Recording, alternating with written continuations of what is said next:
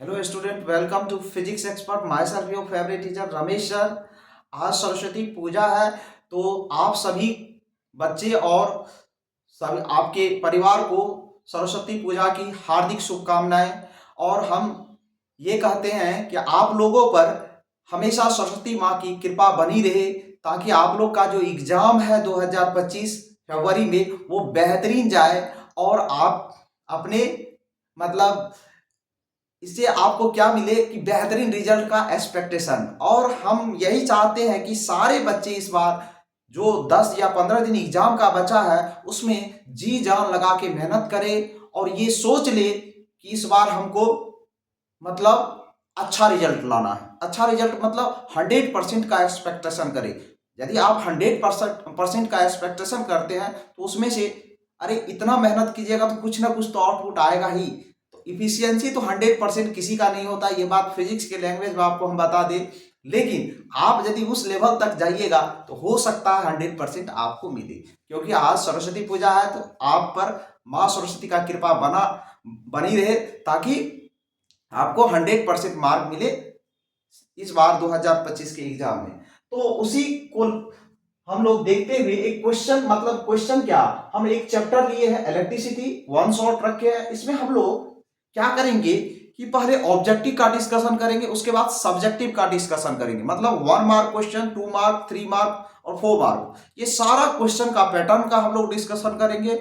और आपको हम ये विश्वास दिलाते हैं कि जो हम ये पढ़ा रहे हैं, ये मान लीजिए इससे बाहर सीबीएसई बोर्ड का एग्जाम में क्वेश्चन नहीं मिलेगा आपको। मतलब इस पैटर्न पर, ये नहीं कि हूबहू डाटा आ जाए, लेकिन इस पैटर्न से बाहर क्वेश्चन देखने को आपको नहीं मिलेगा। तो चलते हैं हम लोग पहला क्वेश्चन की ओर, जिसमें ये क्वेश्चन दिया है किस पर बेस्ड है, ओम्स लॉ पर बेस्ड है। किस पर है, ओम्स लॉ। इसमें आपको दिया है आईवी ग्राफ में, और ये 3 लाइन दिया हुआ है और तीनों का रिप्रेजेंट R1 R2 R3 से किया है। और ऑप्शन आपके पास दिया है। ये क्वेश्चन में ये कंसीडर करना है आपको, ये तीनों जो ग्राफ है, ये तीनों जो लाइन है, वो एक ही मेटल या एक ही कंडक्टर के लिए है।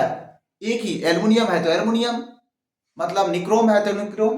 तो हम लोग ये पता कैसे करें कि इसमें से कौन सा ऑप्शन मेरा सही है। मान लेते हैं ये θ1 है, ये θ2 है, ये θ3 एंगल। मतलब पहला लाइन जो है वो θ1 एंगल बना रहा है, दूसरा θ2 और तीसरा θ3। तो हम लोग जानते हैं ओम्स लॉ में, ये समझते हैं पहले ओम्स लॉ में क्या हम लोग जानते हैं कि ये यदि इस टाइप से दिया रहे, ये एक्स एक्सिस, पहले तो स्ट्रेट लाइन, ये वाई एक्सिस, और यदि ये लाइन इससे पास करे तो ये इक्वेशन होता है y इक्वल टू mx का।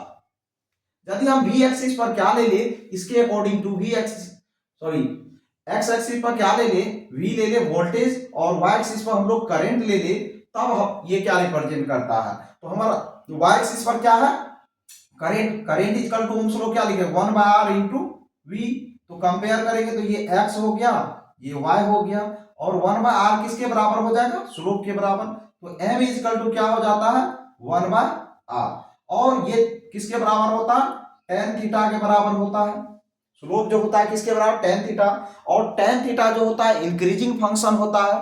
तो इंक्रीजिंग फंक्शन है तो सबसे ज्यादा, मतलब 0 डिग्री पर 0 वैल्यू, 90 पर इन्फिनाइट होता है, मतलब इंक्रीजिंग नेचर का है। तो हम लोग सबसे पहले ये देखते हैं किसमें सबसे ज्यादा एंगल बना है, उसका सबसे ज्यादा स्लोप होगा। तो θ3 में सबसे ज्यादा एंगल बना है, सबसे कम θ1 में। तो भाई सबसे ज्यादा जिसका होगा स्लोप, उसका रेजिस्टेंस क्या होगा, सबसे कम होगा, क्योंकि रेजिस्टेंस इस केस में स्लोप का इनवर्सली रिलेशन दे रहा है। मतलब स्लोप यदि बढ़ेगा तो रेजिस्टेंस घटेगा। तो उसी के अकॉर्डिंग तो हम लोग इसको यूज करते हैं। तो हम लोग यदि बात करें तो सबसे ज्यादा स्लोप किसका होगा, सबसे ज्यादा स्लोप किसका होगा, tan θ3 का। मतलब हम लोग लिख सकते हैं tan θ3 greater than tan θ2 greater than tan θ1। मतलब सबसे बड़ा है tan थीटा का वैल्यू, मतलब सबसे ज्यादा स्लोप किसका है, इसका। तो हम लोग लिख भी सकते हैं स्लोप ऑफ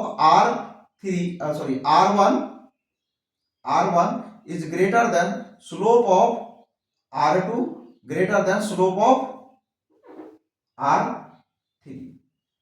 मतलब जिसका सबसे ज्यादा स्लोप होगा तो उसका सबसे कम रेसिस्टेंस होगा, क्योंकि रेसिप्रोकल रिलेशन है।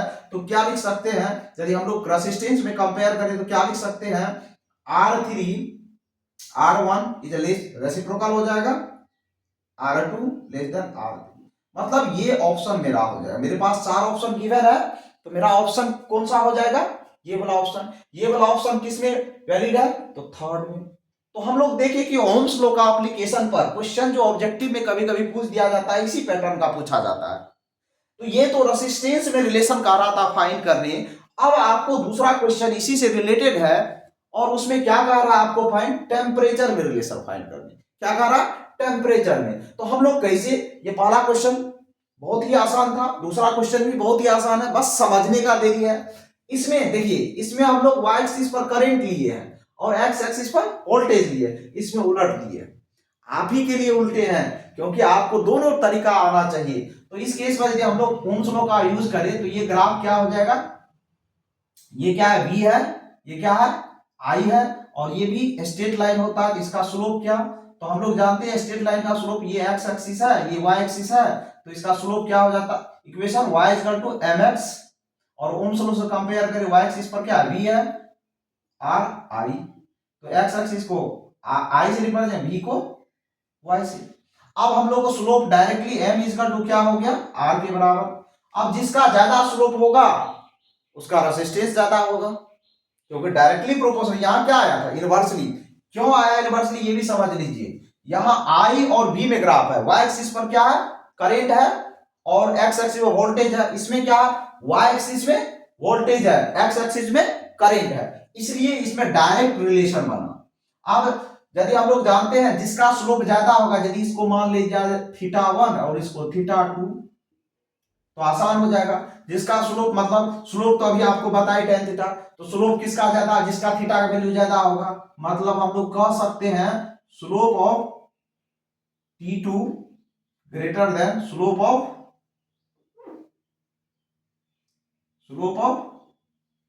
T1, मतलब T1 टेम्परेचर का। इसमें भी ये याद रखिए सेम कंडक्टर के लिए एप्लीकेबल है, सेम कंडक्टर के लिए डिफरेंट टेम्परेचर पर ये ग्राफ दिया हुआ है। तो इस केस में स्लोप हम लोग जानते हैं रेसिस्टेंस डायरेक्टली प्रोपोर्शनल किसका होता है? टेम्परेचर का। टेम्परेचर बढ़ने पर रेसिस्टेंस बढ़ता है, तो भाई इस केस में हम लोग रेसिस्टेंस बात करें तो किसका ज्यादा होगा? मतलब RT2 का ज्यादा होगा, R, क्योंकि डायरेक्टली रिलेशन है, तो RT1 का। और इसी को हम लोग लिखना चाहे तो क्या लिख सकते हैं? रेसिस्टेंस डायरेक्टली प्रोपोर्शनल टेम्परेचर का होता है, दैट मींस हम लोग क्या लिख सकते हैं? T2 greater than T1। तो आपके पास ऑप्शन दिया हुआ है, इस ऑप्शन में कौन सा ऑप्शन वैलिड होगा? T2 greater than T1 third option होगा आपका। तो इस तरीके से ओम्स लॉ पर दो मोस्ट इंपोर्टेंट क्वेश्चन किए। याद रखिए, ओम्स लॉ का स्टेटमेंट्स, ओम्स लॉ का डेरिवेशन, जो ओम्स लॉ दिया है V इक्वल टू IR, आपको याद रखना है। हम ये थ्योरी भी साथ में आपको बता रहे हैं कि क्या याद रखना। ओम्स लॉ का ये पैटर्न आपको याद रखना है। अब तीसरा दिया है मेरा कॉम्बिनेशन ऑफ रेसिस्टेंस पर क्वेश्चन दिया है, ऑप्शन दिया है मेरे पास। तो इसको कैसे सॉल्व करें, इसको समझते हैं। देखिए आपको दिख रहा है ये तीनों सीरीजे में है, लेकिन यहां जो एक शॉर्ट सर्किटिंग की है इसके कारण से प्रॉब्लम हो रहा है। तो ये सीरीज में है या पैरेलल में, किस कॉम्बिनेशन में, आपको समझने के लिए आपको हम बताए हैं कि सीरीज कॉम्बिनेशन में करंट सेम होता है, पैरेलल कॉम्बिनेशन में वोल्टेज सेम होता है। पैरेलल कॉम्बिनेशन में वोल्टेज, तो हम लोग बैटरी से वोल्टेज मान लेते हैं, यहाँ टर्मिनल वोल्टेज क्या है? VA, और यहाँ का क्या है? VB। तो अब यह ये शॉर्ट सर्किट है, तो यहाँ का वोल्टेज क्या आ जाएगा? VB, और यहाँ का वोल्टेज क्या आ जाएगा? VA। देखिए potential difference VA minus VB, VB minus VA, और VA माइनस VB। तो मतलब इस केस में तीनों में पोटेंशियल डिफरेंस क्या है? सेम है। जब पोटेंशियल डिफरेंस सेम हो, जब पोटेंशियल डिफरेंस सेम हो, तो किस टाइप का ये कॉम्बिनेशन हुआ? Parallel combination. तो इसमें घबराना नहीं है कि इस तरह सीरीज में दिया है, ये जो कनेक्ट कर दिया है, तो आपको घबराना नहीं है। पहले ये आपको देखना है कि करंट सेम है या वोल्टेज। तो इसमें देखें हम वोल्टेज सेम है, मतलब इस रेसिस्टर के अक्रॉस, इस रेसिस्टर के अक्रॉस, इस तीनों का वोल्टेज ड्रॉप क्या है? सेम है। यदि वोल्टेज ड्रॉप सेम रहता है तो रेसिस्टेंस क्या होता है? पैरेलल में। पैरेलल में क्या जानते हैं? 1/R equal to 1/3 plus 1/3 plus 1/3, कितना हो जाएगा? 3/3। और ये कितना हो जाएगा? 1 के बराबर। तो 1/R इक्वल टू कितना हो गया मेरा? 1, आर इजकल टू कितना हो गया 1 ओम। तो कौन सा ऑप्शन मेरा सही हो जाएगा 1 ओम, सेकेंड ऑप्शन। तो हम लोग 3 क्वेश्चन किए हैं, अब हम लोग फिर से चौथा 5वां क्वेश्चन करने वाले हैं।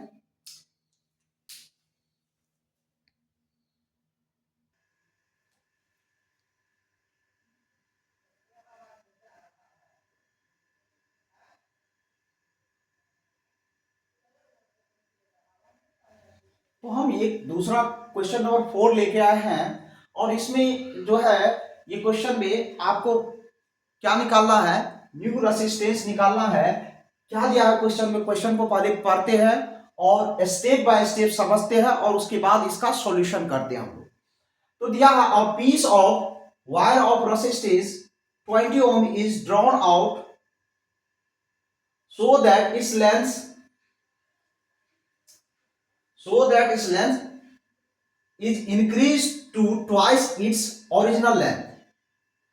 Calculate the resistance of the wire in the new situation. मतलब अब जब हम स्ट्रेच करेंगे, दोगुना लेंथ कर देंगे कंडक्टर का, तो उस केस में नया रेसिस्टेंस क्या होगा। तो समझते हैं, ये बहुत ही अच्छा क्वेश्चन है। और आपको बता दें, ये जो है बहुत मतलब इंपोर्टेंट टाइप का समझ लीजिए, ये 12th के लिए लेवल में आ जाता है। लेकिन आपको मैं भी इस बार इस क्वेश्चन को देखने को मिले, इस बार सीबीएसई बोर्ड के एग्जाम में हम उसी पैटर्न से लिए हैं और इस पैटर्न को समझते हैं। देखिए सॉल्यूशन किस है, अच्छा क्वेश्चन है, ऑब्जेक्टिव भी इसमें हम लोग डिस्कशन करेंगे, सब्जेक्टिव का भी इसी से रिलेटेड डिस्कशन करेंगे। तो सॉल्यूशन मान लेते हैं, एक वायर है, बताइए एक वायर है जिसका ओरिजिनल लेंथ L है, इसका रेसिस्टेंस मान लेते हैं R है, जो कितना है 20 ओम है, और इसका क्रॉस सेक्शन एरिया E है। अब क्या किया है इसी में कि लेंथ को मतलब स्ट्रेच करके बड़ा कर दिया है। तो जब बड़ा करेगा तो इसका क्या होगा, देख लीजिए, ट्वाइस कर दिया, थोड़ा सा बड़ा कर,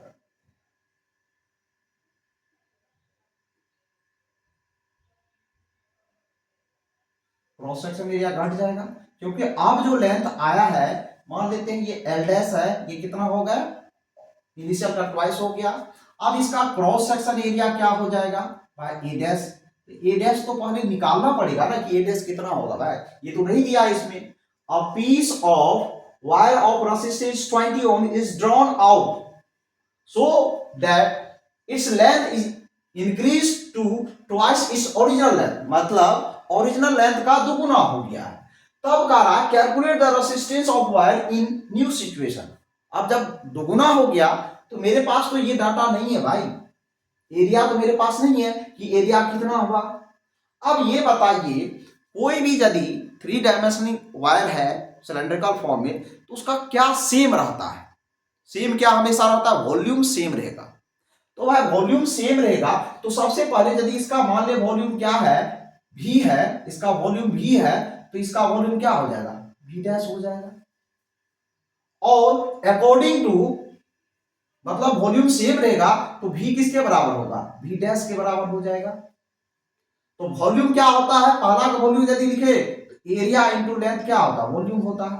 दूसरा केस में यदि हम लोग वॉल्यूम निकाले तो मेरा क्या है, एरिया मेरा तो ए डैश है, ये तो निकालना पड़ेगा, और लेंथ मेरा कितना है 2l है, मेरा लेंथ कितना है 2l है।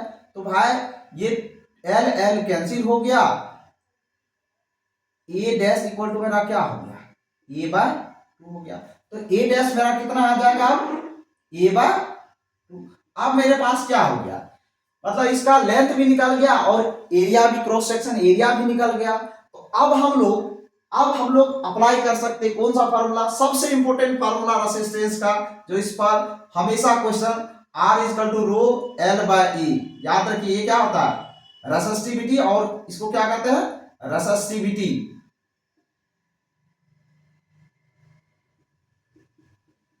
रेसिस्टिविटी और इसका यूनिट क्या होता है, एसआई यूनिट, ये भी याद रखिए पूछा गया है, एसआई यूनिट ओम होता है, एसआई यूनिट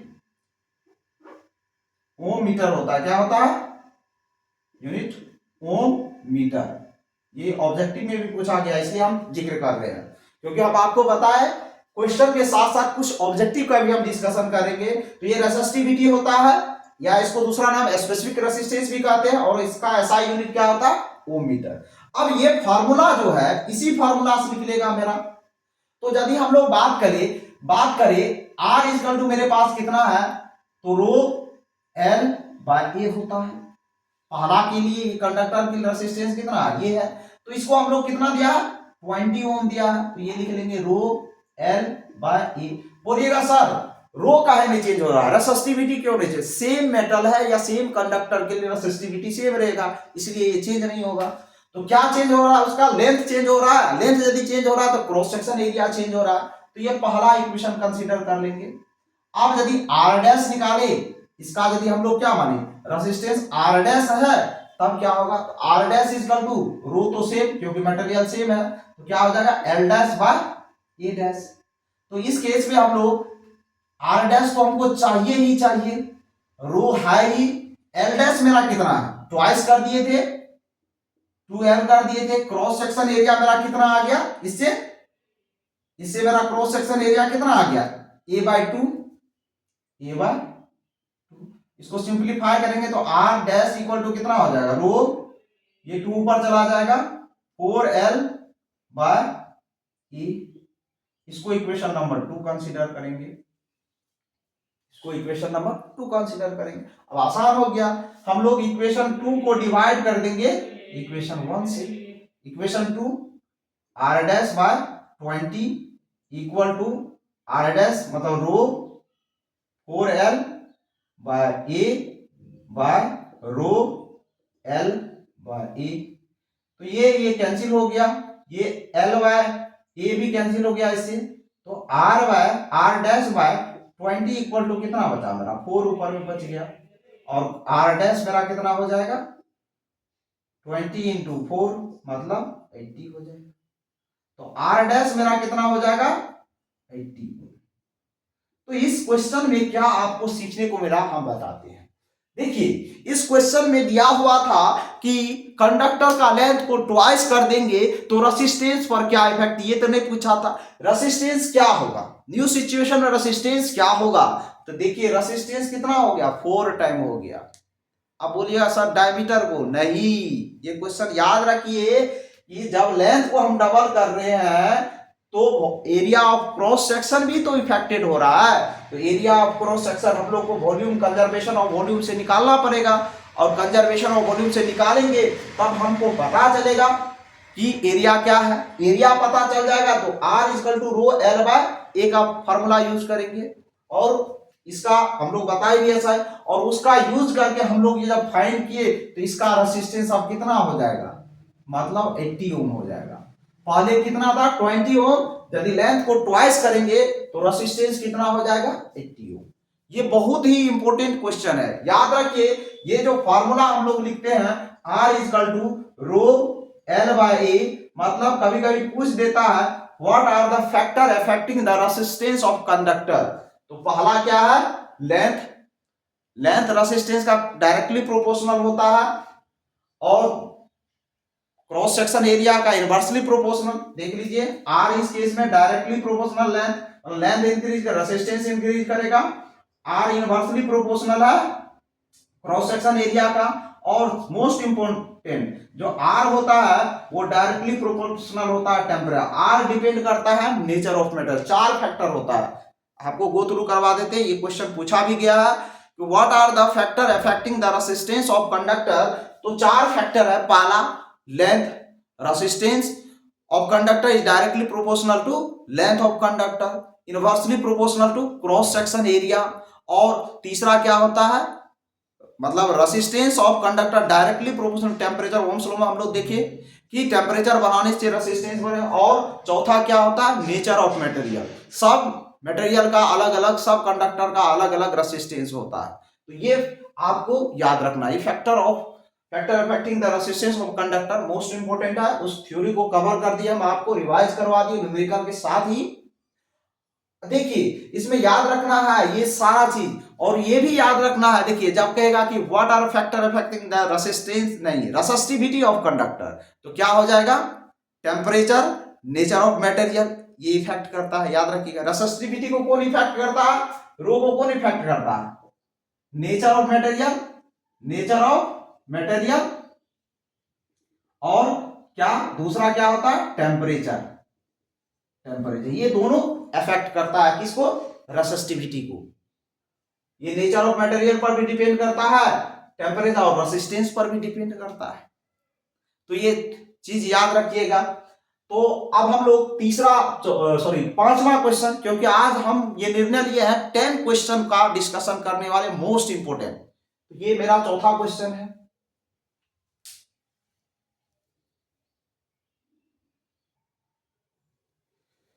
तो हम लोग क्वेश्चन नंबर 5 की ओर चल रहे हैं, जिसमें हम लिए हैं कॉम्बिनेशन ऑफ रेसिस्टेंस पर बेस्ड क्वेश्चन लिए हैं, और इसमें हम लोग कॉम्बिनेशन ऑफ रेसिस्टेंस को प्रॉपर मैनर से समझेंगे और उसका यूज।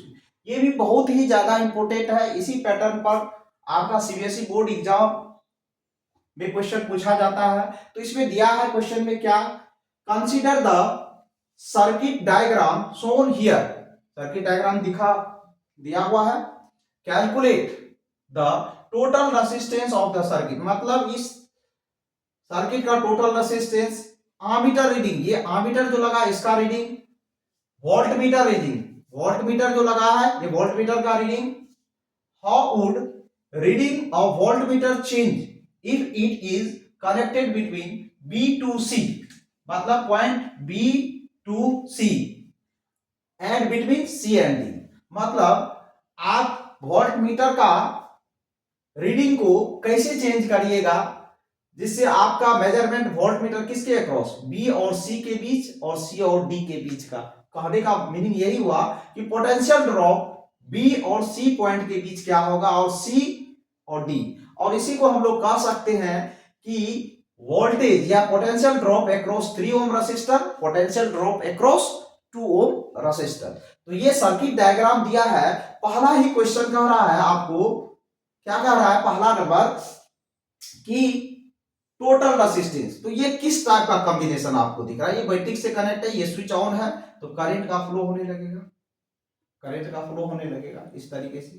तो करंट का जब फ्लो होने लगा तो भाई ये कह रहा है कि टोटल रेसिस्टेंस, तो भाई तीनों में तो सेम करंट है, जब सेम करंट होता है तो ये किस कॉम्बिनेशन में होता है, सीरीज कॉम्बिनेशन। तो R इक्वल टू क्या हो जाएगा, R1 plus R2 plus R3, 3 resistor है, तो क्या हो जाएगा 1 प्लस 3 प्लस 2 कितना हो जाएगा 6 ओम।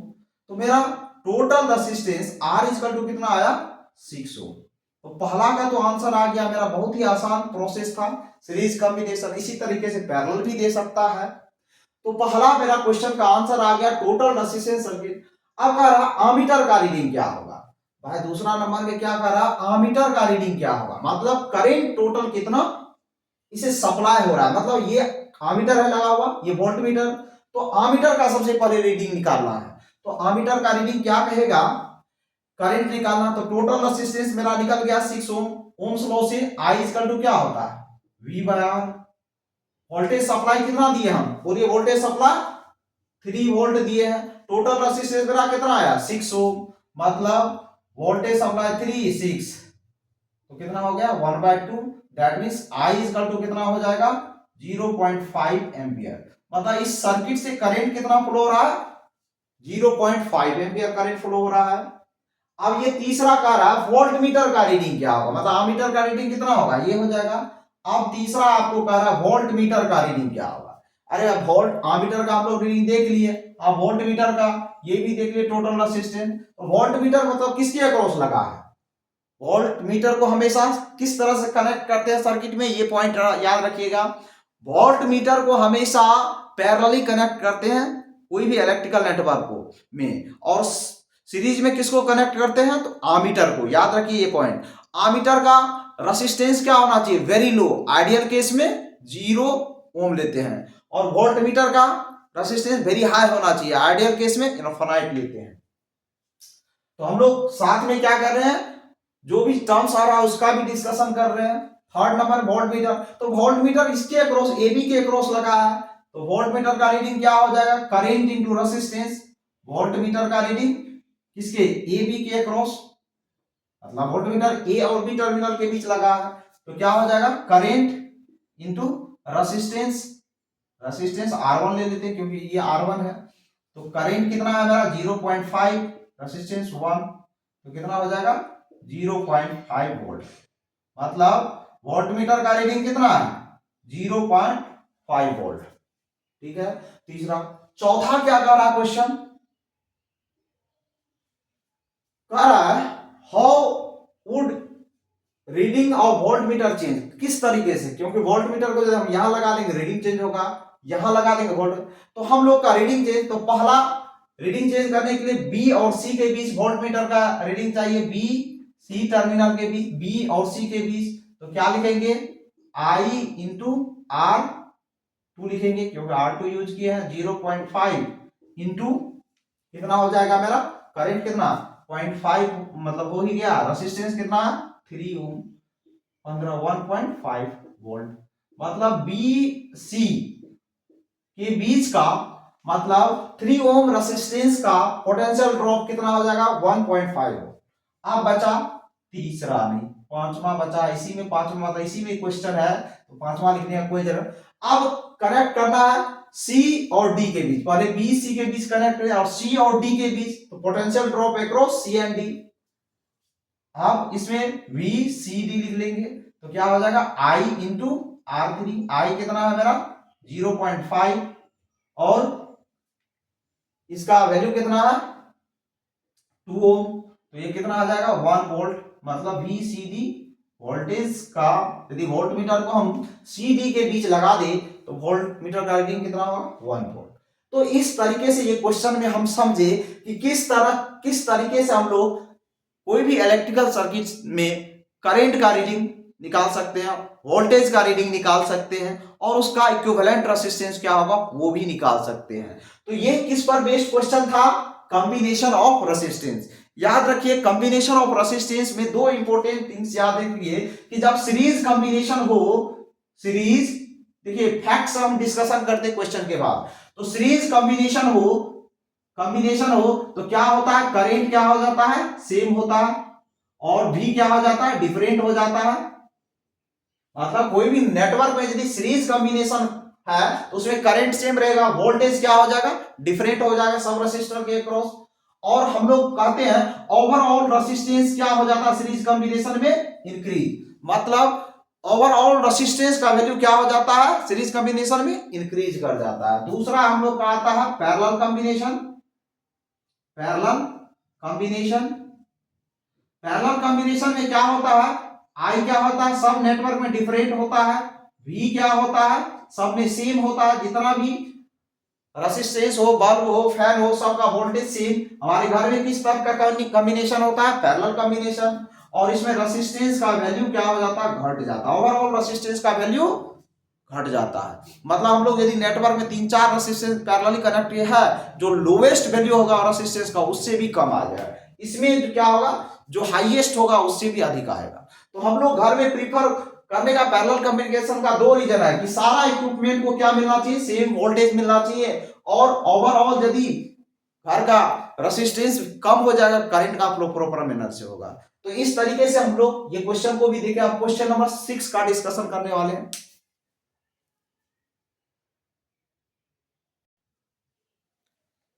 तो ये क्वेश्चन नंबर 6 है, ये भी एक बेहतरीन क्वेश्चन है, और ये जो क्वेश्चन है मान लीजिए कि बहुत इंपॉर्टेंट है, क्योंकि इस पैटर्न पर जो क्वेश्चन कभी कभी आपको देखने को मिलता है, और ये जो है एक अच्छा क्वेश्चन बनता है कि इस पर कॉम्बिनेशन ऑफ रेसिस्टेंस पर। तो इसी रिगार्डिंग हम लोग एक क्वेश्चन लेके आए हैं, क्वेश्चन को समझेंगे और रीड करेंगे, क्या फाइंड करना है वो हम लोग समझेंगे। कह रहा है B1, B2 and B3 are 3 identical bulb, क्या दिया है आइडेंटिकल बल्ब है, तो सबका रेसिस्टेंस क्या होगा सेम होगा, connected as shown in figure, जो डायग्राम में दिया हुआ है आपको। व्हेन ऑल 3 बल्ब ग्लो, जब तीनों बल्ब क्या हो रहा है ग्लो कर रहा है जल रहा है, a current of 3 ampere is recorded by ammeter A, ये आमीटर जो है, इस आमीटर द्वारा कितना एम्पियर करंट रिकॉर्ड किया जा रहा है? 3 एम्पियर।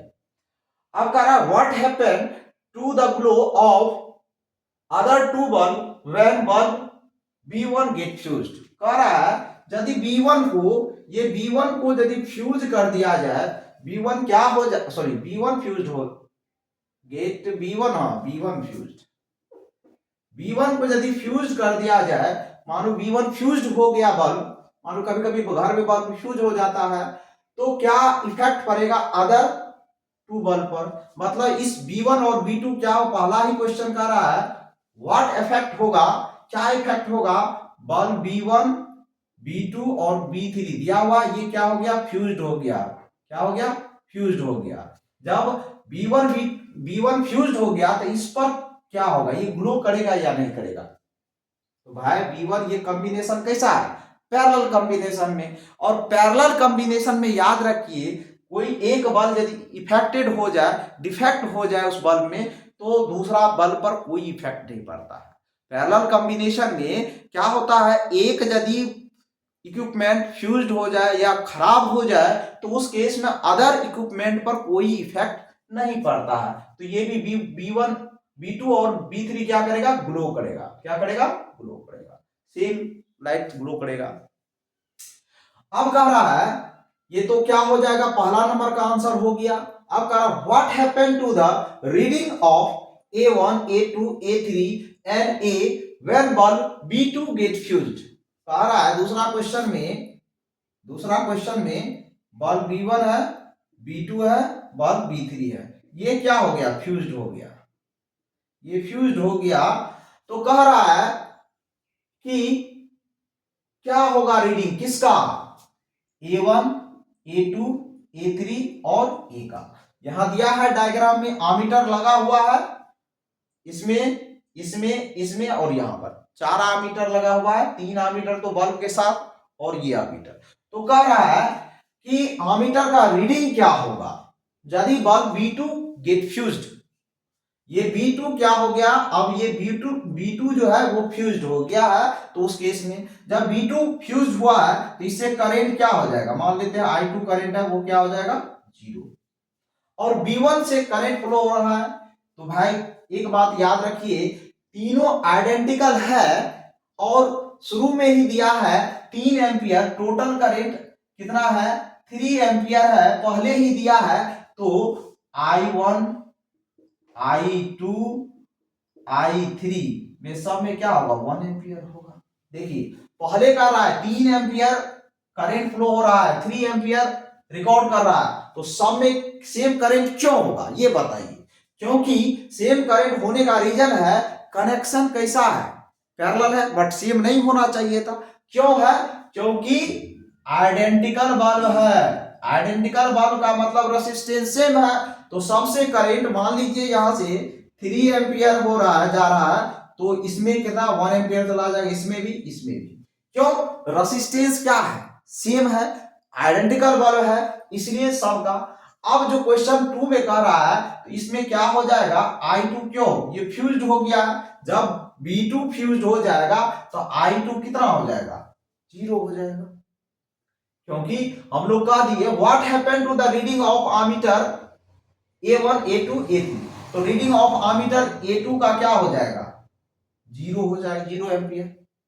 क्योंकि बल्ब B2 क्या हो गया? फ्यूज्ड हो गया, तो इससे सर्किट ब्रेक हो गया, तो करंट का फ्लो। रिमेनिंग के पास क्या हो जाएगा? मतलब I1 कितना हो जाएगा? 1 ही एम्पियर रहेगा, किसके? आमीटर 1 का रीडिंग हो जाएगा। I3 कितना हो जाएगा?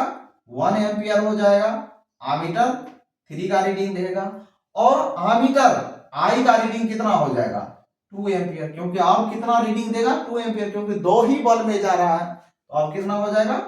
2 एम्पियर आमीटर का रीडिंग। यही हो गया ये रीडिंग। आसान सा क्वेश्चन था।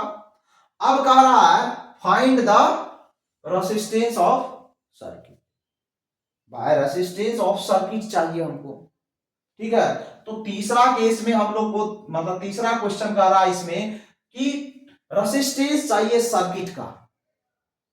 भाई रेसिस्टेंस चाहिए सर्किट का, तो हम लोग क्या करेंगे जिससे मेरा रेसिस्टेंस, तो भाई मेरे पास दिया है ये वोल्टेज सप्लाई सर्किट में कितना है, करंट भी दिया है, तो रेसिस्टेंस क्या R equal to ohm's law से क्या होता है V बाय I, और वोल्टेज सप्लाई 4.5 है, करंट 3 हो रहा है, तो कितना हो जाएगा 1.5, सॉरी 1.5 ओम। तो इक्विवेलेंट रेजिस्टेंस इस सर्किट का बल्ब का कितना हो जाएगा 1.5 ओम। देखिए इस टाइप का क्वेश्चन कभी कभी सीबीएसई बोर्ड में 3 नंबर में पूछा जाता है, 3 नंबर में, याद रखिए 3 क्वेश्चन, प्रत्येक क्वेश्चन, देखिए क्वेश्चन तो देखने में लगेगा बहुत बड़ा है, लेकिन आंसर जो है एक एक लाइन में होता है। तो बच्चा को घबराना नहीं है इस सोच से कि क्वेश्चन बहुत लेंथी है, आपको सिर्फ क्वेश्चन को रीड करने के बाद ही पता चल जाएगा कि आंसर जो आने वाला है वो मेरा एक ही लाइन में आने वाला है। तो क्वेश्चन बड़ा देख के आप घबराइएगा नहीं, ठीक है। तो अब हम लोग क्वेश्चन नंबर 7 की ओर मूव करते हैं, ये देख लीजिए, नोट कर लीजिए।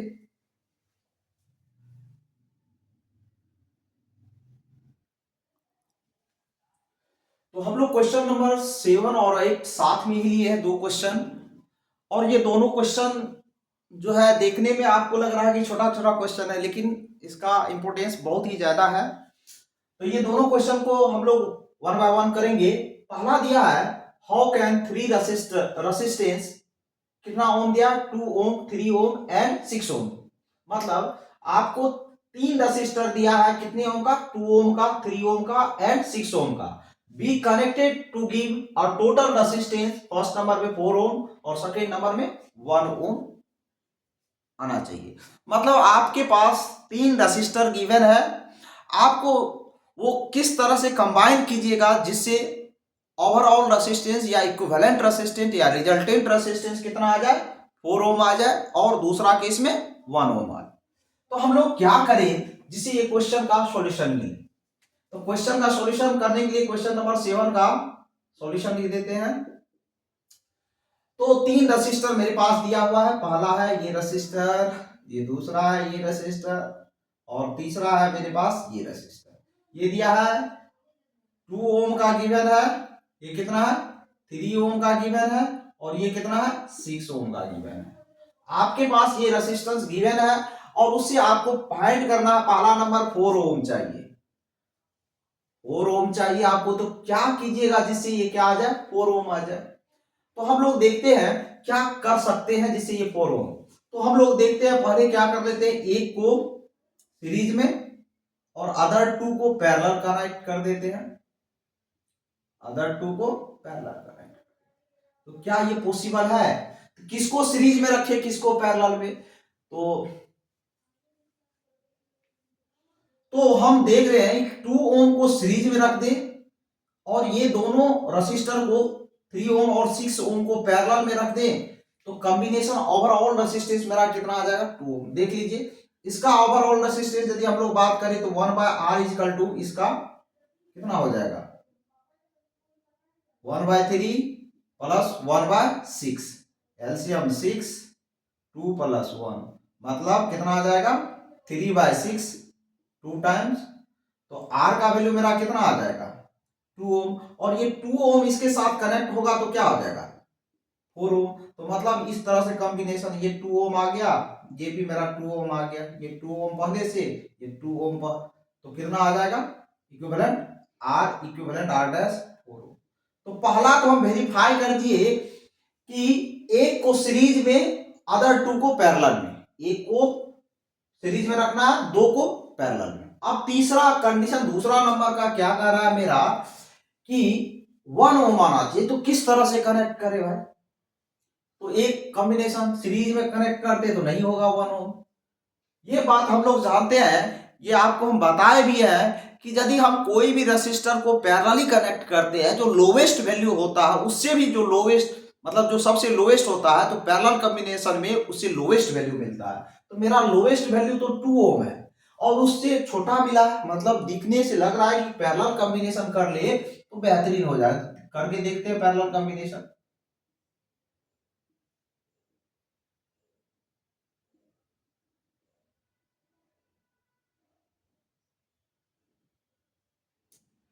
तो पैरेलल का में ये 2 ओम है, ये कितना है 3 ओम है, ये 6 ओम है।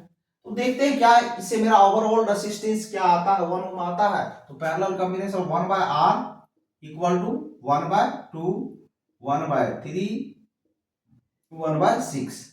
इसका एलसीएम लेंगे 6 हो जाएगा, ये 3 ये 2 ये 1, कितना आ गया 6/6 आ गया, बहुत आसानी से आ गया ये। तो R इक्वल टू 1। देखिए ये जो क्वेश्चन हम डील कर रहे हैं, ये क्वेश्चन सीबीएसई बोर्ड में 2 बार पूछा गया है। सीबीएसई बोर्ड में इसी पैटर्न पर 2 बार क्वेश्चन पूछा गया है। तो हम समझते हैं कि इस बार जो है 2025 में ये क्वेश्चन का चांस 100% है, आ सकता है। ठीक है, अब दूसरा क्वेश्चन नंबर 8 का हम लोग डिस्कशन करने वाले हैं। क्या दिया क्वेश्चन नंबर 8 में, 2 identical resistors of R first connected in series. 2 identical resistance लिया है, पहले उसको किस में कनेक्ट किया है, सीरीज में, देन इट पैरेलल, उसके बाद पैरेलल में कनेक्ट किया है। तो कह रहा है find the ratio of equivalent resistance in two case. मतलब 2 आइडेंटिकल रेसिस्टेंस ले लिया है, पहले उसको क्या कर दिया, सीरीज में कनेक्ट कर दिया, उसके बाद फिर उसको पैरेलल में कनेक्ट कर दिया, और दोनों में जो इक्विवेलेंट रेसिस्टेंस आया तो कह रहा उसका रेशियो क्या होगा। रेशियो ये ऑब्जेक्टिव में भी देखने को मिल सकता है, 2 नंबर में भी। ये सब क्वेश्चन जो आपको हम बता रहे हैं ये 2 नंबर का क्वेश्चन है। तो हम लोग इसको सॉल्व करते हैं। तो क्वेश्चन नंबर 8 का सॉल्यूशन देखते हैं। पहले क्या ले ले, आइडेंटिकल रेसिस्टेंस ले लेते हैं, 2 आइडेंटिकल रेसिस्टेंस। तो पहला केस में सीरीज में कनेक्ट कर देते हैं आइडेंटिकल, ये R हो गया, ये R हो गया। तो इस केस में R इक्विवेलेंट कितना हो जाएगा, 2R हो जाएगा, R प्लस R। अब दोनों को पैरेलली कनेक्ट कर दिया गया है, पैरेलल,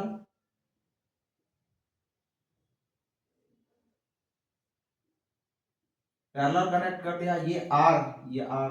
तो इस केस में R इक्विवेलेंट कितना हो जाएगा, 1/R इक्विवेलेंट, इक्विवेलेंट यूज कर R डैश यूज कर लेते हैं, 1/R 1/R।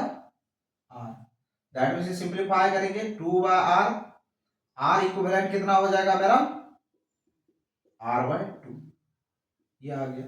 अब कह रहा है इस दोनों का रेशियो चाहिए। पहला केस में 2R आया और दूसरा केस में तो भाई R equivalent to R equivalent dash, इसका रेशियो चाहिए। तो R इक्विवेलेंट कितना आया मेरा 2R आया, और ये कितना आया R/2।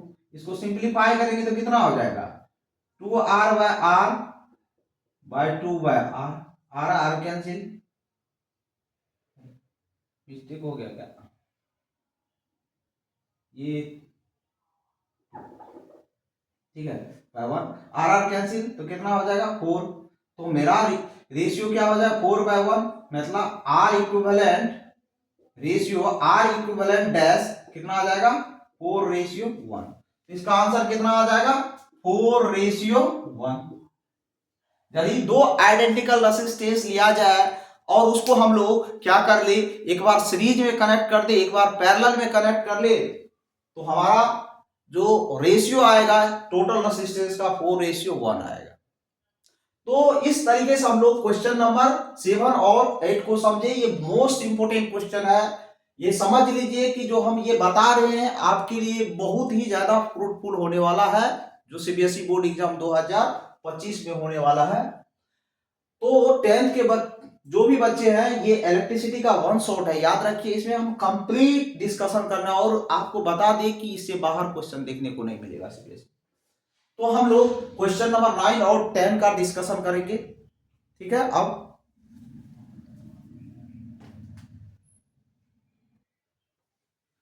तो हम क्वेश्चन नंबर 9 लेके आए हैं, और ये क्वेश्चन नंबर 9 जो है ये भी बहुत ज्यादा इंपॉर्टेंट है। क्यों इंपॉर्टेंट है, तो ये पावर पर बेस्ड क्वेश्चन है, और इलेक्ट्रिसिटी में हमेशा जो है क्वेश्चन जो पूछा जाता है वो न्यूमेरिकल ही ज्यादा पूछा जाता है। तो इसमें ये पावर पर बेस्ड है क्वेश्चन, और इसमें जैसे आपके घर में जो इलेक्ट्रिसिटी बिल आता है उसी से रिलेटेड ये क्वेश्चन है। तो आपको एग्जाम के पर्पज से और अपने घर में जो इलेक्ट्रिसिटी यूज करते हैं उसका एनर्जी फाइंड करने, और कितना यूनिट आया और कितना कॉस्ट लगेगा ये भी आप पता कर सकते हैं। तो क्वेश्चन को हम लोग पहले रीड करते हैं। दिया है an electric bulb is rated, rating में क्या दिया रहता है, कितना वोल्टेज है, मतलब कितना वोल्टेज उसको चाहिए और कितने वाट, कितने पावर का वो बल्ब है।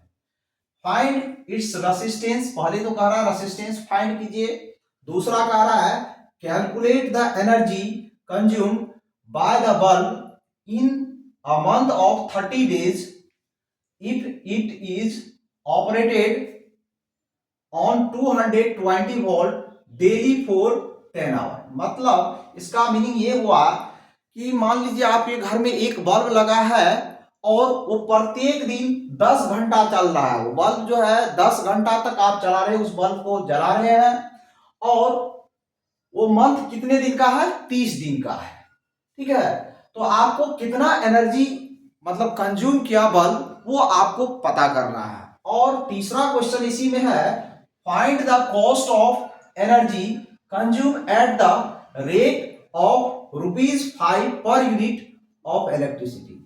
आपको दे दिया गया है कि पर यूनिट का कॉस्ट 5 रुपया लग रहा है, मतलब 1 यूनिट यदि बिजली खपत कर रहे हैं आप तो 5 रुपया लग रहा है, तो कितना कॉस्ट पड़ेगा आपको 30 दिन तक बल्ब यदि जलाइएगा 10 घंटा के लिए।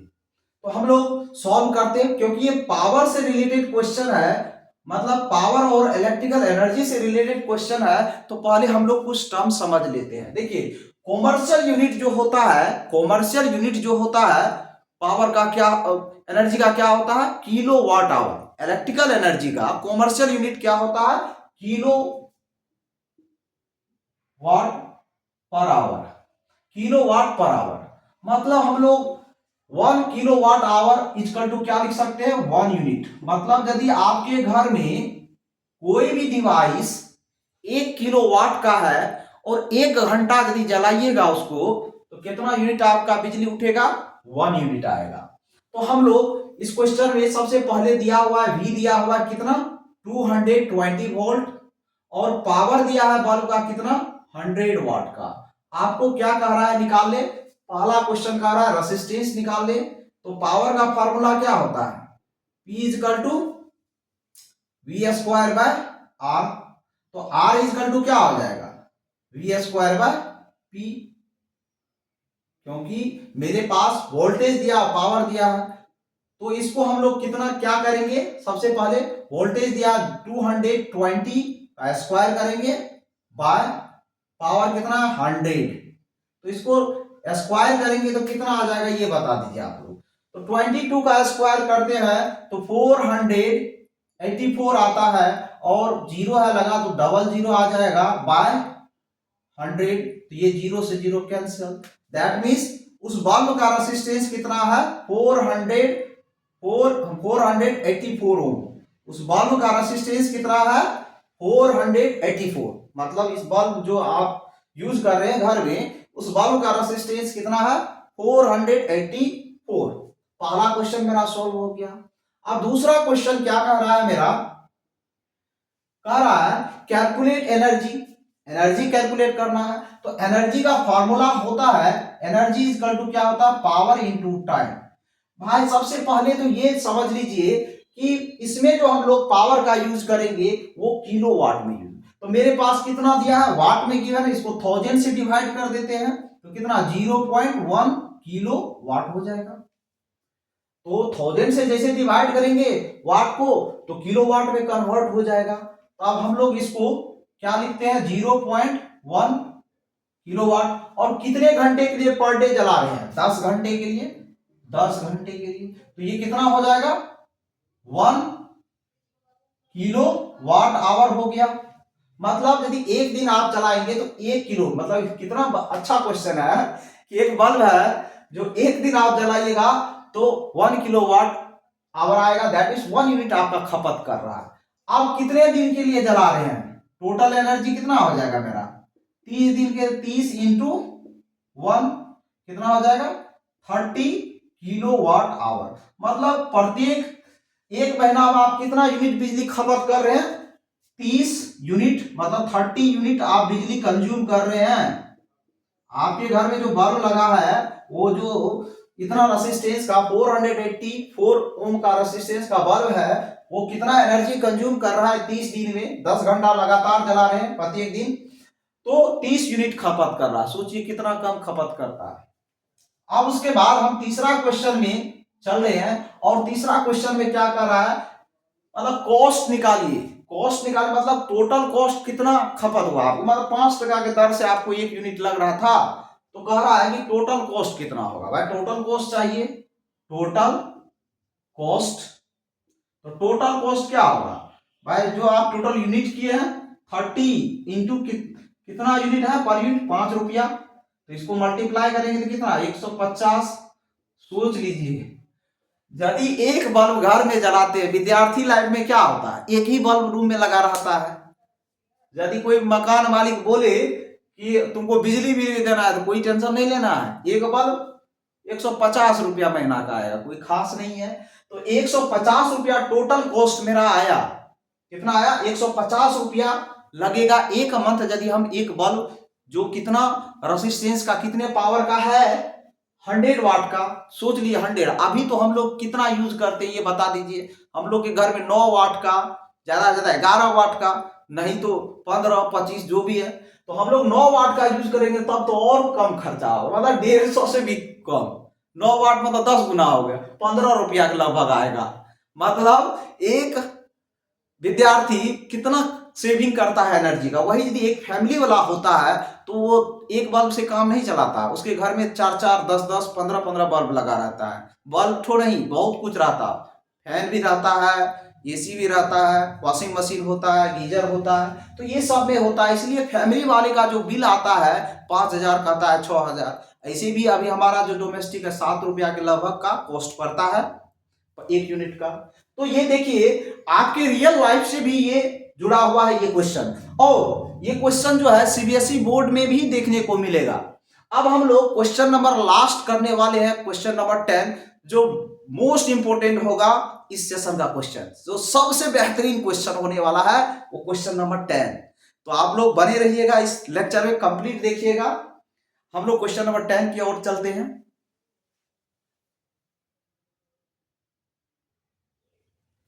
ये हम लोग का लास्ट क्वेश्चन है, क्वेश्चन नंबर 10, और ये सेशन का भी लास्ट ही है। तो क्वेश्चन जो है ये बेस्ड किस पर है, ये किस पर बेस्ड है, joules law of heating effect, heating effect of Joule's law. तो जूल्स लॉ क्या कहता है ये समझेंगे, उसके बाद इस क्वेश्चन को भी हम लोग करेंगे। तो जूल्स लॉ क्या कहता है, जूल्स लॉ ऑफ हीटिंग, कि कोई भी यदि कंडक्टर है उसका तो रेसिस्टेंस होगा, और उससे यदि करंट का पास हो रहा है तो इसमें जो हीट प्रोड्यूस होगा H इक्वल टू क्या होगा, आई square R T, I square R T. मान लीजिए कोई कंडक्टर है, ठीक है, और उसे करंट का फ्लो हो रहा है, तो वो कंडक्टर जो हीट जनरेट करेगा joule's law of heating effect के अकॉर्डिंग टू, वो किस फार्मूला से, H equal to I square R T से आएगा। किससे आएगा, H equal to I square R T से आएगा। ठीक है, अब हम लोग इसी पर बेस्ड क्वेश्चन लिए हैं, और जूल्स लॉ से हमेशा ऑब्जेक्टिव देखने को मिलेगा, कभी कभी 1 या 2 बार what is a Joule's law of heating effect या heating effect of Joule's law पूछ लिया जाता है। तो according to Joule's law of heating effect क्या होता है, heat produce in a conductor directly proportional to square of current, directly proportional to square of current and resistance and time. तो ये कहने का मीनिंग है कि कोई कंडक्टर है जो हीट प्रोड्यूस करेगा वो क्या होगा, आई स्क्वायर आर टी के बराबर। तो ये जूल्स लॉ पर ही बेस्ड क्वेश्चन है कि an electric heater takes a current of 5 ampere, कितना एम्पियर करंट ले रहा, 5 ampere, when operated at 200 volt, calculate heat developed in the heater in 5 minute. मतलब आप इलेक्ट्रिक आयरन का बात कीजिए, हीटर का बात कीजिए, जब उससे हम करंट सप्लाई करते हैं या उसमें को हम इलेक्ट्रिसिटी देते हैं तो वो क्या काम करता है, हीट। मतलब हम लोग जो है ये कह सकते हैं जितना भी कंडक्टर है वो सब में हीट प्रोड्यूस होता है, कोई कंडक्टर में ज्यादा होता है, कोई कंडक्टर में कम होता है। तो जो हैवी रेसिस्टेंस का कंडक्टर होता है, मानो जिसका 2000 3000 ओम रेसिस्टेंस है, वो कितना ज्यादा हीट प्रोड्यूस करे। इसलिए हम लोग पहले का जो बल्ब होता था उसमें फिलामेंट जो होता था वो टंगस्टन का होता था, हमारा जो आयरन है उसमें निक्रोम का वायर है। ये सब जो कंडक्टर है उसका रेसिस्टेंस क्या होता है, वेरी हाई होता है। तो वही का हीटर है और वो 5 एम्पियर करंट ले रहा है, ऑपरेट कर रहा है। ऑपरेट किस पर कर रहा है, आई इज टू पहले लिख लेते हैं 5 एम्पियर, वोल्टेज कितना दे रहे हैं 200 वोल्ट। कह रहा है आपको हीट प्रोड्यूस कितना मिनट में, टाइम कितना दिया 5 मिनट। 5 मिनट को सेकेंड में कर लेंगे तो कितना हो जाएगा 300 सेकेंड, क्योंकि 1 मिनट में 60 सेकेंड। अब हम लोग ये फॉर्मूला लगा देते हैं, H इज टू क्या होता है आई स्क्वायर आर टी। आई का वैल्यू मेरा कितना है 5 का स्क्वायर 25, आर मेरा कितना दिया है, एन इलेक्ट्रिक टेक्स इतना, ऑपरेट इतना, हीट प्रोड्यूस इन 5, आर तो दिया ही नहीं रेसिस्टेंस में 5 एम्पियर। तो हीट डेवलप क्या होगा भाई, आई मेरे पास आर नहीं दिया है, तो आर हम लोग क्या कर सकते हैं, ओम्स लॉ से निकाल सकते हैं। ओम्स लॉ से निकाल कैसे सकते हैं, तो भाई यहां यूज कर लेते हैं ना, क्योंकि मेरे पास देखिए क्वेश्चन में ये नहीं दिया है रेसिस्टेंस क्या है। देखिए क्वेश्चन अच्छा बन गया आपके लिए, तो हम लोग क्या यूज कर सकते हैं रेसिस्टेंस को एलिमिनेट। तो आर इज इक्वल टू हम लोग क्या जानते हैं वी बाय आई, क्योंकि वी दिया हुआ है तो भाई यूज कर लेते हैं ना, I square V by I into T, I square से कैंसिल हो जाएगा तो आई वी टी हो जाएगा, आई वी टी। अब हम लोग के पास है सब कुछ, आई कितना है 5 एम्पियर, वी कितना है 200 और टी कितना है 300। मल्टीप्लाई कीजिए, 3 दूना 6, 6 पंजा 30, 30 तो पहले लिख लेते हैं, 2 0 2 0 कितना हो गया 4 0 5, तो कितना हो जाएगा ये 3 इंटू 10 टू पावर 5 जूल। तो इतना हीट प्रोड्यूस करेगा। देख लीजिए इस क्वेश्चन, बेहतरीन क्वेश्चन आ गया, इसमें रेसिस्टेंस नहीं दिया हुआ था, तो भाई रेसिस्टेंस तो निकालेंगे, मेरे पास जो डाटा है उससे रेसिस्टेंस निकाल सकते हैं। तो रेसिस्टेंस नहीं निकाल के हम मतलब फॉर्मूले में चेंज कर दिए। तो ये सेशन का एंड करते हैं इस क्वेश्चन के साथ। देखिए ये इस टाइप का भी क्वेश्चन 2 नंबर में पूछा जा सकता है, ऑब्जेक्टिव में भी पूछा जा सकता है। रूल्स ऑफ हीटिंग किस चीज पर डिपेंड करता है, तो करेंट पर, रेसिस्टेंस, टाइम पर, कितना देर तक हम लोग कर रहे हैं। तो ये सेशन का हम लोग एंड करते हैं, और इसी के साथ आपको हम ये चीज कहना चाह रहे हैं, ये जो 15 दिन या 12-13 रोज बचा है आपका एग्जाम के लिए, इसमें आप अपना पूरा जितना भी आपके अंदर एनर्जी है पूरा एनर्जी इसमें लगा दीजिए, क्योंकि ये एनर्जी लगाने के बाद जो आपको सुकून मिलने वाला है, सुकून इसलिए मिलने वाला है जितना एनर्जी लगाए उतना बेस्ट रिजल्ट आपके लिए आएगा, और वो आपके लिए आगे चल के और आपके परिवार मतलब आपके पेरेंट्स के लिए भी बेहतरीन होगा। क्योंकि यदि आप खराब रिजल्ट लाते हैं तो आपका पेरेंट्स को दूसरा कोई क्या बोलेगा, आपका बेटा पढ़ाई नहीं करता था। तो ये साबित करना है आपको कि हम 15 दिन में या 10 दिन में भी हम इस चीज को बेहतरीन अपना इंप्रूवमेंट कर सकते हैं। और इसी के साथ आपको फिर से एक बार कहते हैं, सभी बच्चे को मेरी ओर से और उसके पेरेंट्स को भी सरस्वती पूजा की ढेर सारी शुभकामनाएं। आप लोग बढ़िया से पूजा पाठ कीजिए और माँ सरस्वती से यही मांगिए कि इस बार जो हम लोग एग्जाम देने वाले हैं उसमें माँ सरस्वती मेरे पर कृपा बनाए रखिए और बेहतरीन रिजल्ट दीजिए। हम आपके अनुसार मेहनत कर रहे हैं और मेहनत कीजिएगा तो माँ सरस्वती आप पर ध्यान देगी। हम भी मेहनत कर रहे हैं, आप भी मेहनत कीजिए। Thank you. ये लास्ट सेशन है इलेक्ट्रिसिटी और इसमें हम कंप्लीट लिए हैं।